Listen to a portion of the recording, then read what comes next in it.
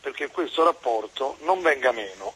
Squadra di governo e alleanze all'interno del centrodestra nell'intervista di Donatella Smolico al presidente leghista della Regione Veneto, Luca Zaia. Cosa pensa di queste scelte? Tutti tecnici?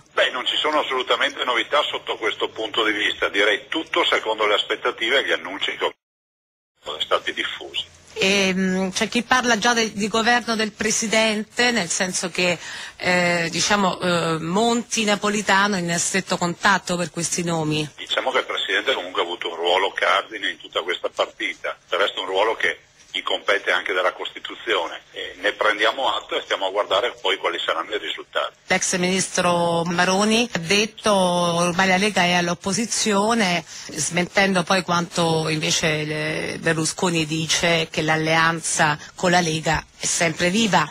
Guardi, da Veneto le posso dire che l'alleanza in Veneto funziona e sta dando i risultati, per cui siamo concentrati sugli impegni che ci siamo presi con i veneti.